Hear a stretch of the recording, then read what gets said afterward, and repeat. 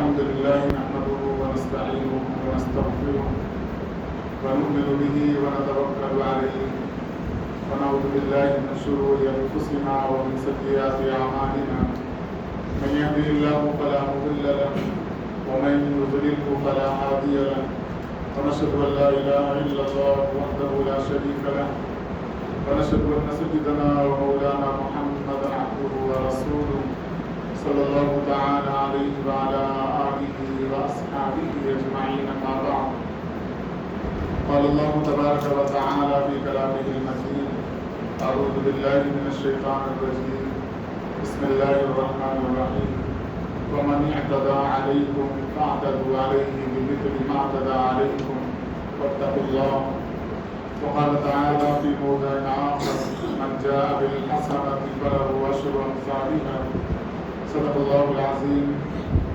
وصدق رسوله النبي الكريم ونحن على ذلك لمن الشاهدين والشاكرين والحمد لله رب العالمين رب اشرح لي صدري ويسر لي أمري واحلل عقدة من لساني يفقهوا قولي آمين برحمتك يا أرحم الراحمين والحمد لله رب العالمين. حضرات سامعین، اللہ جل شانہ کا لاکھ لاکھ شکر و احسان کہ اللہ جل شانہ نے ہمیں ایمان کی دولت سے نوازا اور جناب رسول کریم صلی اللہ علیہ وسلم کی امت کے اندر پیدا فرمایا، اور نبی کریم صلی اللہ علیہ وسلم کا لاکھ لاکھ شکر و احسان کہ آپ صلی اللہ علیہ وسلم نے دین کی باتوں کو ہم تک پہنچایا۔ قرآن کریم کی دو آیتیں میں نے خطبے کے درمیان تلاوت کی ہیں۔ پہلی آیت کے اندر اللہ تبارک و تعالیٰ نے ہمیں مخاطب کیا ہے کہ جو لوگ کافروں میں سے تم پر ظلم کریں تو جتنا ظلم انہوں نے کیا ہے اگر تم بدلہ لینا چاہو تو اتنا ہی بدلہ لے سکتے ہو۔ اور پھر اللہ تعالیٰ نے فرمایا واتقوا اللہ، اور اللہ سے ڈرو۔ اور دوسری آیت کے اندر اللہ تبارک و تعالیٰ نے فرمایا تم میں سے جو شخص ایک نیکی لے کر آئے گا اللہ تبارک و تعالیٰ بدلے میں 10 نیکیاں دیں گے۔ انہی دونوں آیتوں سے متعلق کچھ باتیں قرآن حدیث کی روشنی میں عرض کرنے کی کوشش کروں گا۔ اللہ تبارک و تعالیٰ سے دعا ہے کہ اللہ عمل کی توفیق عنایت فرمائے۔ ابھی جو حالات خاص کر کے حیدرآباد کے اندر چل رہے ہیں وہ حالات ہمیں اچھی طریقے سے معلوم ہیں۔ نبی کریم صلی اللہ علیہ وسلم آخری رسول، خاتم النبیین، اللہ تبارک و تعالیٰ کے پاس آپ کا مقام پوری انسانیت کے اندر سب سے اعلیٰ اور عرفہ ہے۔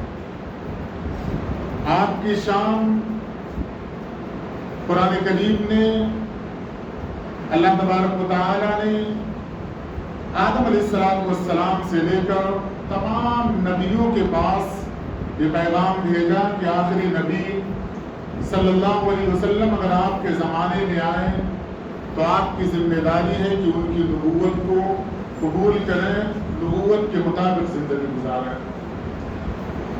اتنا اونچا مقام ہے کہ اس مقام کو بیان نہیں کیا جا سکتا۔ اللہ تبارک و تعالیٰ کی ذات ہے۔ آپ صلی اللہ علیہ وسلم کو اللہ تبارک و تعالیٰ نے عرب کے اندر پیدا کیا۔ پیدائش کا جو مقصد ہے آپ صلی اللہ علیہ وسلم کے، وہ اللہ تبارک و تعالیٰ نے بیان کیا ہے، ہمیں معلوم ہے۔ مکہ کے اندر رہ کر جو زندگی آپ صلی اللہ علیہ وسلم نے گزاری ہے، اس زندگی میں اگر ہم مطالعہ کریں تو ہزاروں ایسے واقعات ہمیں نظر آتے ہیں جہاں آپ صلی اللہ علیہ وسلم کے شان میں کفار مکہ نے گستاخی کی۔ آپ صلی اللہ علیہ وسلم مدینہ چلے گئے، مدینہ کے اندر منافقین نے بھی گستاخی کی۔ قرآن کریم آپ اٹھا کر دیکھیں، مومنین کے ساتھ اللہ تبارک و تعالیٰ نے بتایا ہے کہ آپ صلی اللہ علیہ وسلم کو بھی منافقین نے مخاطب کیا، وَإِذَا خَلَوْا إِلَىٰ شَيَاطِينِهِمْ قَالُوا إِنَّا مَعَكُمْ انما نحن مستہزئون. استہزاء کا لفظ اللہ تبارک و تعالیٰ نے استعمال کیا جو منافقین اپنے لوگوں سے ملتے ہیں تو کہتے ہیں ہم تو ان سے مذاق کر رہے تھے. مذاق کا مفسرین نے دو معنی مذاق کے بیان کیے ہیں. ایک ہوتا ہے وہ مذاق جس کی طرف اسے مخاطب کیا گیا، جس کو مخاطب کیا ہے یا بات جس کی طرف منسوب کیا گیا ہے اسے بھی مزہ آئے اس بات میں. یہ شریعت نے جائز قرار دیا ہے. یعنی آپس میں کوئی ایسی بات کہی جائے کسی کی دل شکنی نہ ہونے پائے، کسی کا دل ٹوٹنے نہ پائے. یہ مذاق کا بہتر طریقہ ہے. استہزاء اگر ہم کہیں مذاق عربی کے اندر یہ بہتر طریقہ ہے، اس کی اجازت دی گئی ہے. اور مذاق کا ایک طریقہ یہ ہے کسی کا دل توڑ دیا جائے اور ہنس لیا جائے. اس میں جسے مخاطب کیا جاتا ہے، جس کی طرف اشارہ کیا جاتا ہے، وہ شرمندہ ہو جاتا ہے، وہ ذلیل اور بے عزت ہو جاتا ہے. باقی تمام لوگ ہنستے رہتے ہیں. ابھی دنیا کے اندر جو مذاق کا طریقہ رائج ہے وہ دوسرا طریقہ رائج ہے جو سراسر حرام ہے.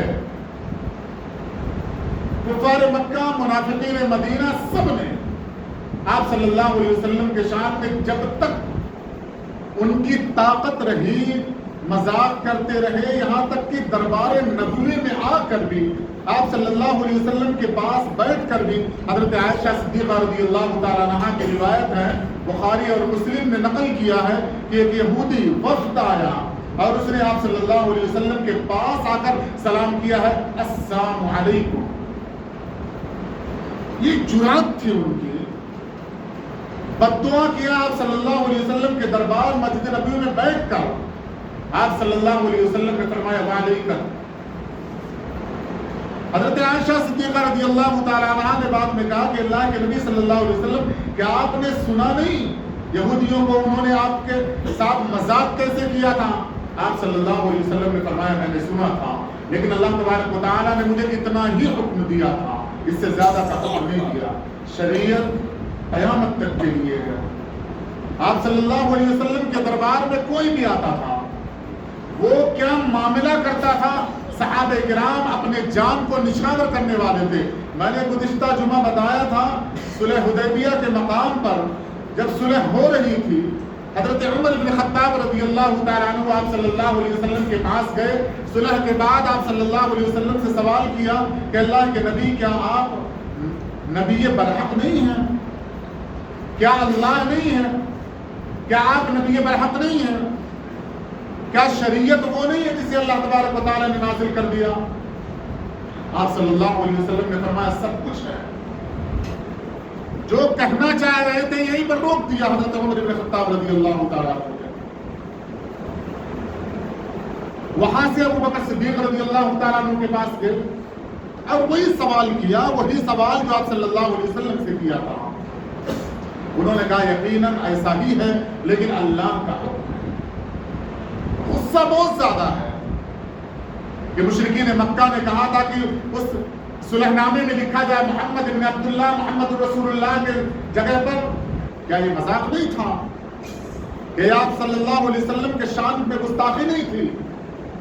جبکہ حکومت آ گئی تھی، مدینہ کے اندر حاکم تھے آپ صلی اللہ علیہ وسلم، طاقت تھی، اپنی برابری محسوس کرنے لگے تھے لوگ. اس واسطے صلح نامے پر دستخط کرنا چاہ رہے تھے، لیکن اس صلح نامے کے پہلے سطر پر اعتراض کیا ہے بسم اللہ الرحمن الرحیم. ہم اللہ کو رحمان الرحیم نہیں مانتے، محمد رسول اللہ کو محمد ابن عبداللہ مانتے ہیں. آپ صلی اللہ علیہ وسلم سے حضرت علی نے فرمایا کہ میں اس چیز کو مٹا نہیں سکتا. آپ نے فرمایا مجھے وہ جگہ بتاؤ میں خود مٹاؤں گا. کیا غصہ رہا ہوگا صحابہ کرام کا، لیکن آپ صلی اللہ علیہ وسلم کے ایک ایک اشارے کے محتاج تھے. شریعت خاموش، میں بھی خاموش. شریعت خاموش، پورے صحابہ خاموش ہیں. جب بھی مزاج کے خلاف بات آتی تھی آپ صلی اللہ علیہ وسلم کے سامنے حضرت عمر رضی اللہ تعالیٰ عنہ آتے تھے کہ تلوار نکال کر اس منافق کی گردن الگ کر دینا چاہتا ہوں. آپ صلی اللہ علیہ وسلم فرماتے نہیں، اللہ نے حکم نہیں دیا. آپ کی جو شان ہے نبی کریم صلی اللہ علیہ وسلم کی، وہ شان ایرے گیرے کے زبان کھولنے کی وجہ سے شان میں کمی نہیں آ جائے گی. ضرورت اس بات کی ہے کہ ہم شریعت کو سمجھیں. شریعت اعتدال کا راستہ ہمیں بتاتی ہے. نہ زیادہ ہم خوش ہو سکتے ہیں نہ زیادہ ناراض ہو سکتے ہیں. ہمارا طریقہ جو معتدل طریقہ ہے. آپ صلی اللہ علیہ وسلم نے بتایا کہ حضرت موسیٰ علیہ السلام کے ماننے والوں نے بہت زیادہ سختی کو اپنے اوپر لاگو کر لیا تھا، اور حضرت عیسیٰ علیہ السلام کے ماننے والوں نے اپنے اوپر بہت زیادہ نرمی کو لاگو کر لیا تھا، کچھ سے کچھ کہہ دیا کرتے تھے. ان دونوں شریعتوں کے بیچ کا جو راستہ ہے وہ ہے اسلام. اسلام کہاں ہمیں اجازت دیتا ہے کہ ہم بات کریں، کہاں اجازت دیتا ہے ہم سڑک پر نکل آئیں. ایک بات بہت شرمندگی کے ساتھ بولنا پڑتا ہے کہ مسلمان پوری قوم ہے، کوئی کام ہمیں کرنا ہوتا ہے، کوئی بھی کام، تو ہم ماہرین سے مشورہ کرتے ہیں. تجارت کرنا ہوگا تو جو بڑے بڑے تاجر ہوتے ہیں ہم ان کا طریقہ کار دیکھتے ہیں، ان کے پاس نوکری کرنا چاہتے ہیں، سب کچھ. ہم کہیں ملازمت کرنے جائیں، انٹرویو کے بعد یہ ثابت کرتے ہیں میں اس قابل ہوں کہ میں یہاں نوکری کر سکتا ہوں، جاب کر سکتا ہوں. لیکن اس کے باوجود کمپنی کی کچھ پالیسی ہوتی ہے کہ وہ ہمیں کام سکھاتی ہے. کمپنی ہماری قابلیت اپنی جگہ پر، انٹرویو اپنی جگہ پر، ڈگریاں اپنی جگہ پر، لیکن ایک کمپنی جو ہم سے کام کروانا چاہے گی وہ ایک طریقہ بتائے گی. یہ دائرہ ہے، اس دائرے کے اندر رہ کر تم انجینئر ہوگے، ڈاکٹر ہوگے، کچھ بھی ہوگے، لیکن اس دائرے کے اندر رہ کر تمہیں کام کرنا ہوگا. کیا شریعت نے ہمیں یوں چھوڑ دے دیا؟ کوئی دائرہ نہیں ہے، جہاں چاہے وہاں جائیں، جو چاہے وہ کریں، جب چاہے وہ کریں. شریعت اس بات کی قطعاً اجازت نہیں دیتی. گستاخی کا بدلہ کیا ہونا چاہیے وہ شریعت نے بتایا ہے. حضرت حسان رضی اللہ تعالیٰ عنہ شاعر اسلام کہے جاتے تھے کہ مشرکین مکہ نے آپ صلی اللہ علیہ وسلم کی ہجو کرنا شروع کر دیا، شان میں اشعار کے کہنا شروع کیا، گستاخی کے. آپ صلی اللہ علیہ وسلم نے حضرت حسان ابن ثابت رضی اللہ تعالیٰ عنہ کو مسجد نبی میں منبر بنوایا، اور منبر پر کھڑے ہو کر کہتے تھے کہ میرے شان میں کلمہ پڑھو. گستاخی مشرکین مکہ نے کیا کہ آپ کے شان میں ہجو، برائی کا کلمہ کہا، مارکیٹ اور بازار میں جا کر اس کو بیان کیا. حضرت حسان ابن ثابت رضی اللہ تعالیٰ عنہ سے فرمایا مسجد نبوی میں رہ کر میری شان بیان کرو. دونوں واقعے کے اندر توازن کیا دیکھیں آپ صلی اللہ علیہ وسلم کا.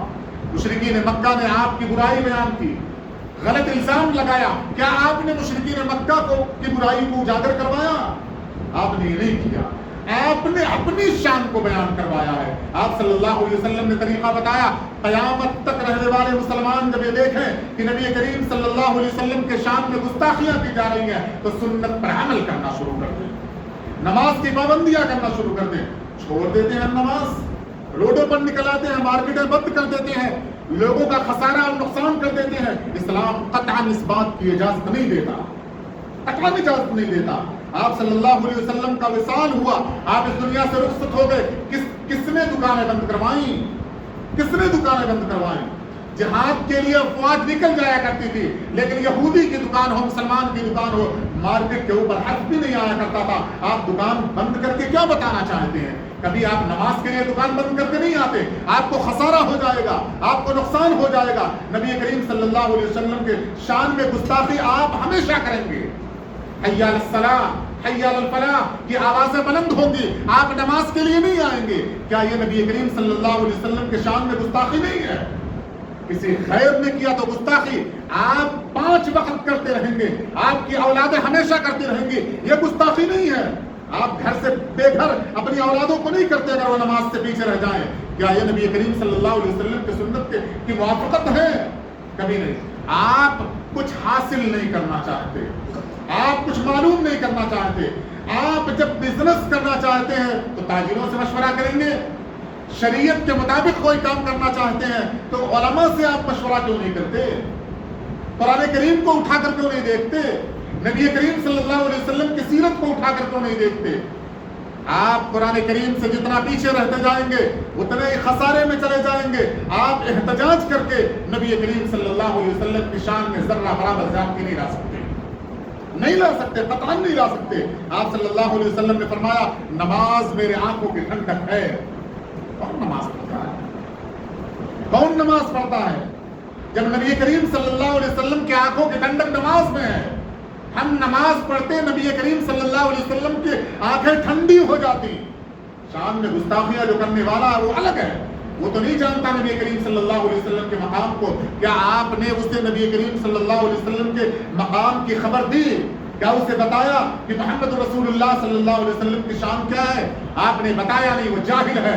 जाहिल के बारे में अल्लाह तबारक व तआला ने फरमाया जो नहीं जानता है उसे माफ, जो नहीं जानता है वो माफ, जो जानकर गलती करेगा पकड़ा वो जाएगा। अगर वो कुफ्र पर मर गया तो कुफ्र की सजा दायमी जहन्नम है। लेकिन आप इस्लाम पर मरेंगे और इस्लाम के मानने वाले नहीं होंगे, शरीयत के मुताबिक जिंदगी गुजारने वाले नहीं होंगे, आपका भी वही मकाम होगा जो गुस्ताख रसूल का मकाम होने वाला है। हाँ, आप सजाएं बख्शवाने के बाद जन्नत में जाएंगे, लेकिन एक ऐसा लम्हा आएगा, एक ऐसा मरहला आएगा नमाज छोड़ने की वजह से, शरीयत के मुताबिक अमल न करने की वजह से ठिकाना दोनों का एक होने वाला है। क्या आपने उस जगह से बचने की कोई तरकीब निकाली है? कुरान करीम क्यों नहीं उठाते? शरीयत इस्लामिया का मुताला क्यों नहीं करते? आप सल्लल्लाहु अलैहि वसल्लम के सहाबा की तारीख उठाएं जिसके हम मुताज हैं। आप सल्लल्लाहु अलैहि वसल्लम ने फरमाया मेरे किसी एक सहाबी की इत्तिबा कर लोगे दुनिया के अंदर कामयाब हो जाओगे। हजरत साद बिन अबी वक्कास रज़ियल्लाहु तआला अन्हु अशरे मुबश्शरा में हैं। अल्लाह तबारक व तआला ने और नबी करीम सल्लल्लाहु अलैहि वसल्लम ने दुनिया के अंदर जन्नत की बशारत सुनाई। सिपह सालार रह चुके हैं। आप सल्लल्लाहु अलैहि वसल्लम के ज़माने में भी आपके विसाल के बाद हज़रत उमर, हज़रत अबू बकर, हज़रत अली रज़ियल्लाहु तआला अन्हुमा तक किसरा और कैसर के दरबारों को फतह किया है। हज़रत साद बिन अबी वक्कास रज़ियल्लाहु तआला अन्हु गवर्नर बनाए गए कूफा के। आप सल्लल्लाहु अलैहि वसल्लम के ज़माने में आप सल्लल्लाहु अलैहि वसल्लम ने एक बार ग़ज़वा उहद के अंदर हज़रत साद रज़ियल्लाहु तआला अन्हु को तीर चलाते हुए देखा। एक बेहतर अंदाज, अच्छा तरीका था।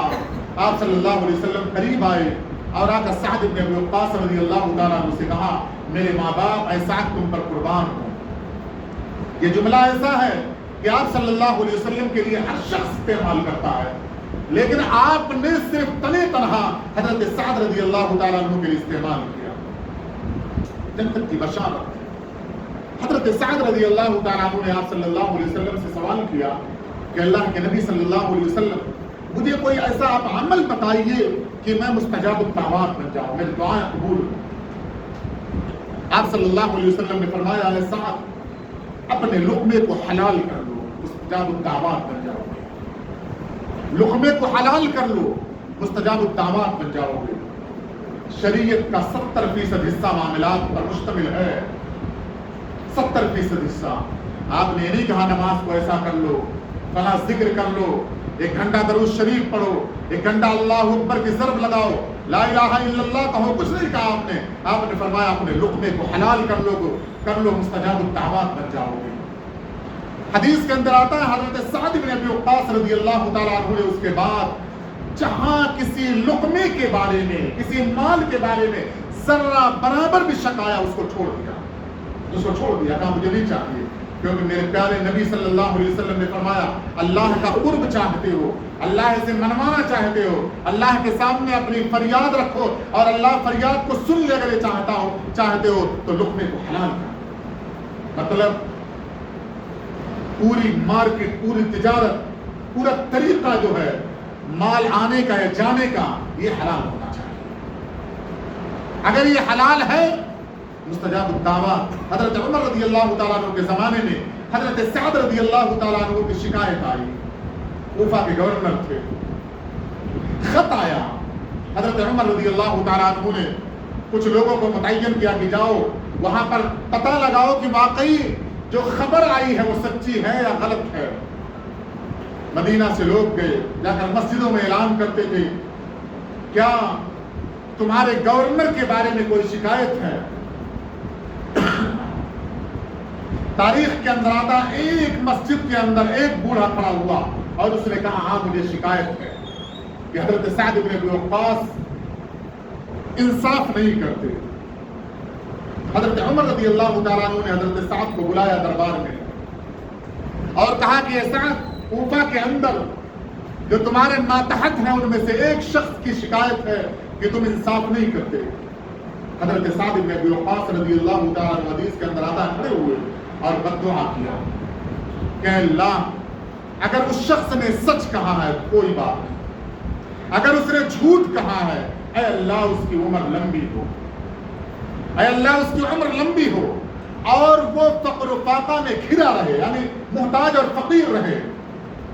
اور تیسری بددعا کی کہ اللہ جتنی بھی عمر ہو جائے وہ فتنے کے اندر مبتلا ہو۔ حضرت عثمان غنی رضی اللہ تعالیٰ عنہ کے زمانے میں 120 سال کی عمر ہے اس شخص کی جس نے شکایت کیا تھا حضرت سعد بن ابی وقاص رضی اللہ تعالیٰ عنہ کی۔ 120 سال کی عمر میں اس نے بچیوں کو چھیڑنا شروع کیا۔ ایک شخص نے کہا کہ تم بوڑھے ہو گئے، اتنی عمر ہو گئی، یہ چھیڑخانی تم کیوں کرتے ہو؟ اس نے کہا حضرت سعد کی بددعا کا اثر ہے۔ آپ اندازہ لگائیں کہ آپ صلی اللہ علیہ وسلم نے عشرہ مبشرہ کی بشارت دیا تھا، اس کے بعد فرمایا تھا لقمے کو حلال کرو مستجاب الدعوات بن جاؤ گے۔ اس کے بعد کی پوری تاریخ حضرت سعد بن ابی وقاص کی ہے کہ کھانے کے لیے پلیٹ کے اندر ہاتھ لے جایا کرتے تھے، اگر شک ہو جاتا تھا کہ یہ مشتبہ لقمہ ہے اپنا ہاتھ چھوڑ دیا کرتے تھے، بھوکے رہ جایا کرتے تھے۔ کیوں؟ اللہ کا قرب چاہیے تھا۔ معاف کیجئے گا، دعوتوں میں جو کھانا ہوا کرتا ہے معاف کریں گے، تھوڑا سا بات کر بھی چاہے گی۔ دعوتوں میں جو کھانا ہوتا ہے اکثر ایسا ہوتا ہے وہ مال یا تو قرض کا ہوتا ہے، یا تو سود کا ہوتا ہے، یا تو ادھار کا ہوتا ہے، یا تو کوئی بھی حرام کام کر کے لا کر 10 لاکھ خرچ کر کے ہمیں کھلایا جاتا ہے، ہم آنکھ بند کر کے کھا لیتے ہیں، یہ نہیں دیکھتے ہیں کہ یہ حلال لقمہ ہے یا حرام لقمہ ہے۔ پھر اللہ تبارک و تعالیٰ سے دعا کریں گے کہ اللہ گستاخ رسول کو ملیا میٹ کر دے۔ زبان میری ہے لیکن حکم میرے رب کا اس زبان پر نہیں چلے گا تو اللہ تبارک و تعالیٰ میری دعاؤں کو قبول کرنے والے نہیں۔ فَمَنِ اعْتَدَىٰ عَلَيْكُمْ فَاعْتَدُوا عَلَيْهِ بِمِثْلِ مَا اعْتَدَىٰ عَلَيْكُمْ وَاتَّقُوا اللَّهَ۔ میں نے خطبے کے درمیان تلاوت کیا تھا، اللہ تبارک و تعالیٰ نے فرمایا اگر تم بدلہ لینا چاہتے ہو تو اتنا بدلہ لو جتنا ظلم کیا گیا ہے۔ اور پھر فرمایا اللہ نے وَاتَّقُوا اللَّهَ، اللہ سے ڈرو۔ خطبے کے درمیان ایک آیت میں نے تلاوت کیا تھا، مَنْ جَاءَ بِالْحَسَنَةِ فَلَهُ عَشْرُ أَمْثَالِهَا۔ مفسرین نے کہا جاء کا کے ساتھ بھی کا جب لفظ آتا ہے تو معنی ہوتے ہیں لانے کے۔ جاء کے ساتھ بھی کا لفظ آئے گا تو عربی گرامر کے معنی ہوتے ہیں کسی چیز کو لانا۔ اللہ تعالیٰ نے فرمایا جب کوئی بندہ ایک نیکی لے کر آئے گا، یہ نہیں کہا اللہ تبارک و تعالیٰ نے ایک نیکی کر کے آئے گا، بڑا باریک مسئلہ قرآن کریم کا ہے، اللہ تبارک و تعالیٰ نے بیان کیا من جاء بالحسنہ، ایک نیکی بندہ لے کر آئے گا، ایک نیکی کر کے آئے گا، یہ اللہ تعالیٰ نے کہیں نہیں بیان کیا۔ نیکی کا کرنا اور نیکی کا بچانا دونوں الگ الگ چیز ہیں۔ ہم نماز پڑھتے ہیں، نماز پڑھ کر نکلے، ہم نے کسی کی چغل خوری کر دی، کسی کو گالی دے دیا، نماز کی ساری نیکیاں ضائع ہو گئی، ایک بھی نیکی ہم لے کر باہر نہیں گئے۔ اللہ تعالیٰ نے فرمایا جب میرا کوئی ایک بندہ ایک نیکی لے کر آئے گا، اس کے عوض میں 10 نیکیاں میں دوں گا، 10 نیکیوں کا بدلہ ملے گا۔ تو نیکیوں کو حفاظت میں، نیکیوں کو محفوظ کر کے، نیکیوں کو بچا کر کے اگر ہم اللہ کے دربار میں لے کر جانے والے بنے تب اللہ تبارک و تعالیٰ اس کا بدلہ دیں گے۔ اللہ تبارک و تعالیٰ نے بے شمار جگہوں پر خوشخبریاں سنائی ہے کہ نیک بندوں کے لیے بشارت، یہ خوشخبری۔ اور لوگ آج کل اسٹیٹس بھی لگا لیتے ہیں، جو بھی سمجھ میں آیا وہی لگا لیتا ہے، جو بھی سمجھ میں آیا قرآن کریم کو سمجھنے لگتا ہے۔ قرآن کریم آسان تو بہت ہے، بہت آسان ہے، لیکن اللہ تبارک و تعالیٰ نے اس کا طریقہ بھی بتایا ہے۔ نبی کریم صلی اللہ علیہ وسلم جب دنیا کے اندر آئے تو مشرکین مکہ نے، قرآن کریم اعلان کرتا مشرکین مکہ نے یہ دعویٰ کیا تھا کوئی فرشتہ آتا ہے اس قرآن کریم کو لے کر، ہم تو اتنے علم والے ہیں، اتنے زبان کے ماہر ہیں، ہم قرآن کریم خود پڑھ لیتے۔ لیکن اللہ تبارک و تعالیٰ نے قرآن کریم کو مصحف کی شکل میں نازل نہیں کیا، 23 سال کے عرصے میں نازل کیا ہے. ایک آیت اللہ نازل کرتا تھا, نبی کریم صلی اللہ علیہ وسلم کو اللہ حکم دیتا تھا کہ آپ اسے بیان کریں, آپ اسے سمجھائیں, آپ عمل کر کے بتائیں.